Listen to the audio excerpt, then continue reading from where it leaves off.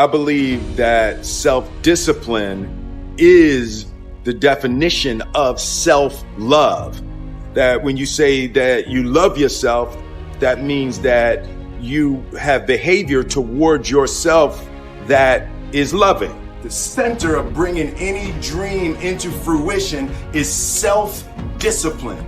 You know, something as simple as food and eating is not about your body as much as it is about your mind. It's getting command of your mind to be able to choose actions that are in your own best interest. Every day we are choosing that's not in our own best interest. So if the world is attacking you and the world wants to fight you and the world's trying to hold you down, so you're gonna kick yourself in the balls? So you're gonna stop yourself from getting what you dream.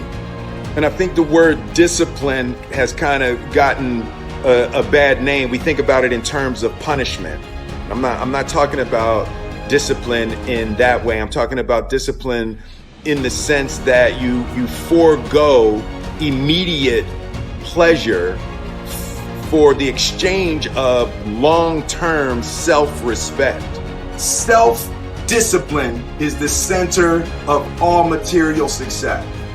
You cannot win the war against the world if you can't win the war against your own mind. Self-love is when you say to yourself, man, look, I know you and that girl got a real connection. I know y'all vibe, but that's your girl's cousin. So I love you too much to let you do that. It's like you say to yourself, hey man, look, I know you want to eat that pizza and it'll be really good, you know, but I can't let you eat that, man, because if you eat that pizza, you're going to feel like shit, you know, and I love you too much to let you eat that. Self-love is, hey, look, I know you got a test on Monday, you know, and I know you really want to go out with your friends. It's Saturday night, you want to go out, but if you fail that test, you're not going to feel good about yourself. You know, I love you too much to let you go out tonight.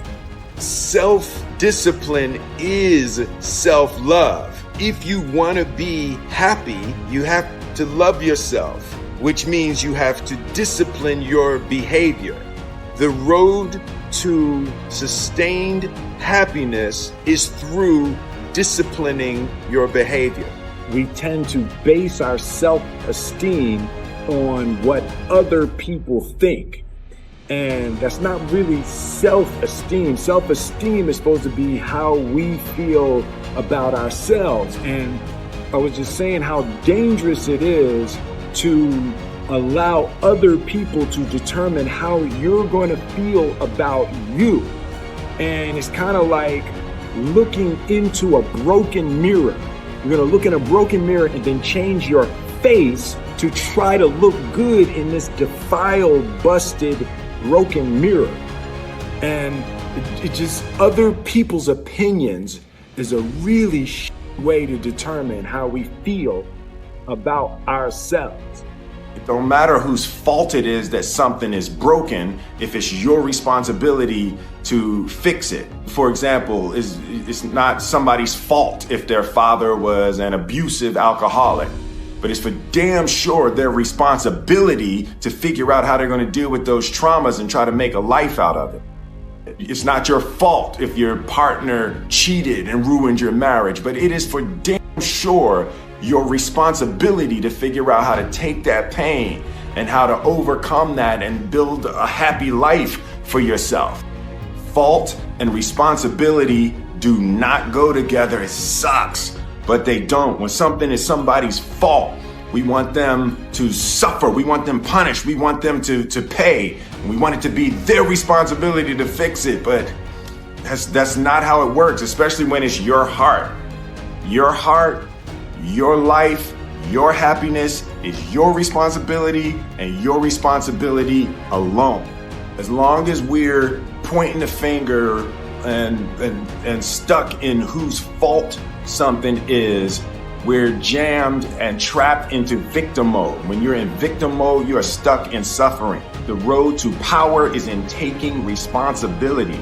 Your heart, your life, your happiness is your responsibility and your responsibility alone. You can make a person smile, you can make a person feel good, you can make a person laugh, but whether or not a person is happy is deeply and totally and utterly out of your control. The prerequisite for spending time with any person is that they nourish and inspire you. They feed your flame. Look at your last 5 text messages. Are those people feeding your flames or dousing your fire? Put your phone down for just a second and look around. Look to the people around you. Are those people throwing logs on your fire or are they pissing on it? I want my life, I want my work, my family, I want it to mean something. And it's like, if you are not making someone else's life better, then you're wasting your time. The separation of talent and skill is one of the greatest misunderstood concepts for people who are trying to excel, who have dreams, that want to do things. Talent you have naturally. Skill is only developed by hours and hours and hours of beating on your craft. You don't try to build a wall. You don't set out to build a wall. You don't say, I'm going to build the biggest, baddest, greatest wall that's ever been built. You don't start there. You say, I'm going to lay this brick as perfectly as a brick can be laid. There will not be one brick on the face of the earth that's going to be laid better than this brick that I'm going to lay in this next 10 minutes. And you do that every single day. And soon you have a wall. And I think psychologically, the advantage that gives me over a lot of people that I have been in competition with in different situations is difficult to take the first step when you look how big the task is. The definition of who I am is very clear to me, and it also redefines who I want to be, in that I know for a fact that I'm stronger than I thought I was. You know, you can't help but ask yourself the question, what would I do if I was in Muhammad Ali's shoes? I'm motivated by fear. I hate being scared to do something.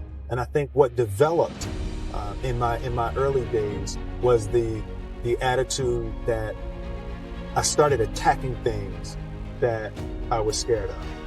Why were you scared in your bed the night before? What do you need that fear for? Just don't go. Why are you scared in your bed 16 hours before you jump? Why are you scared in the car?